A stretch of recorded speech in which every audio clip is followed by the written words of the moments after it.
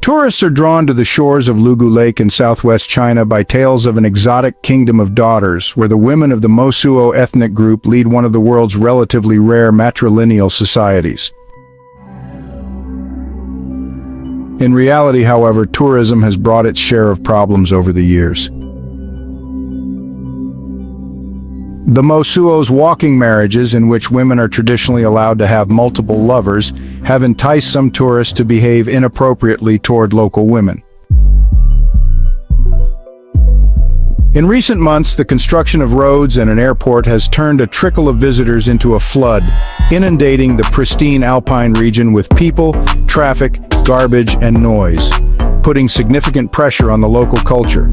Electric scooters for rent now line the streets outside a row of restaurants near Lugu Lake.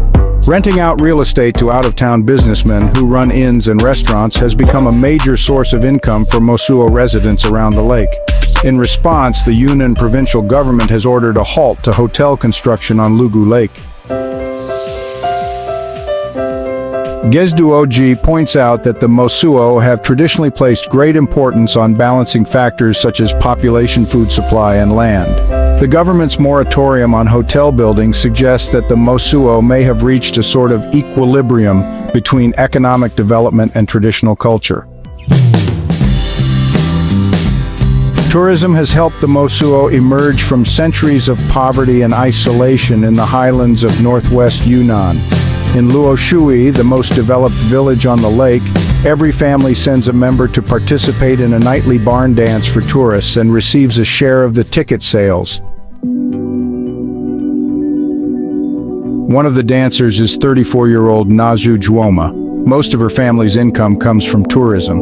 Besides earnings from the dance, she also rents out an inn by the lake to businessmen. Nazu says everyone in her family contributes according to their strengths. "My mom feeds the pigs and chickens," she explains. "I handle relations with the businessmen and manage paperwork for the inn, like permits and contracts. Her mother is the honorary head of the household, but Nazu herself manages the family's finances. Family members give her whatever money they earn and she distributes it as she sees fit." In traditional Mosuo families, brothers and sisters live their entire lives together in the same house. They reside with their mothers and their mothers' siblings. A household can include 3 or 4 generations, with dozens of people under one roof, all related by blood and none by marriage. "Our language has no word for aunt," Gies explains. "Your mother's sisters are all your mothers. Which one gave birth to you doesn't matter. Everyone shares the family's belongings equally, as well as the responsibility of raising their sister's children. The children take their mother's surname, and decisions about when or whether to have children are made by the women, sometimes with input from family, but ultimately their choice."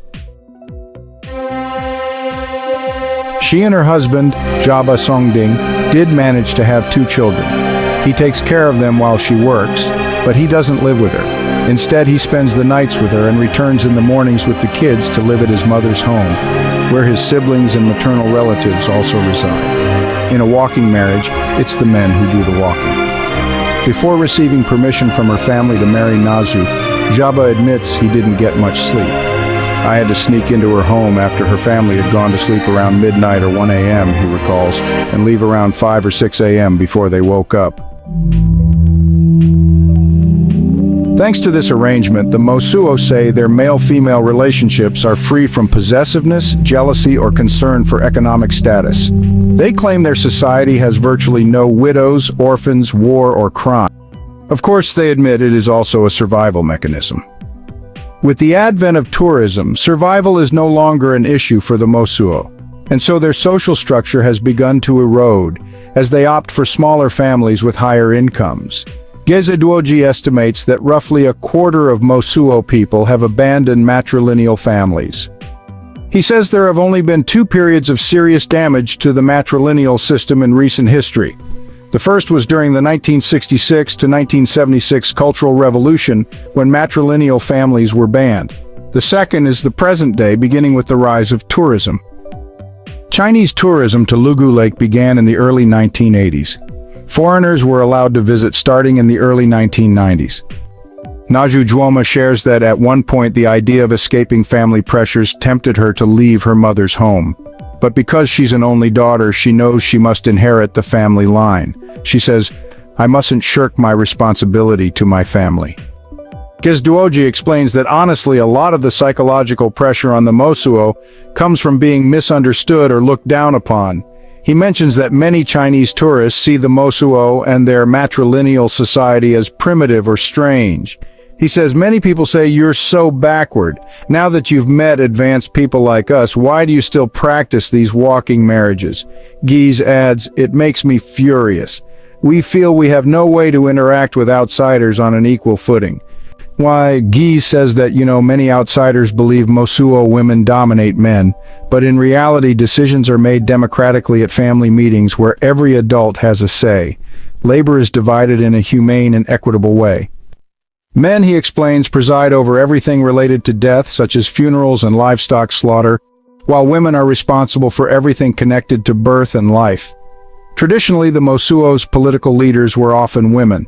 Today, most Mosuo officials are men, but this too is part of their division of labor, as the Mosuo believe men are better suited to serve as envoys to the outside world, especially within male-dominated political spaces. Many Chinese and foreign journalists have reported that Mosuo couples express romantic interest by tickling each other's palms. Geze says this is nothing more than a myth invented by tour guides to amuse tourists. Most of the time, Geze says he tells curious tourists that he's not Mosuo, just to avoid answering their tiresome questions.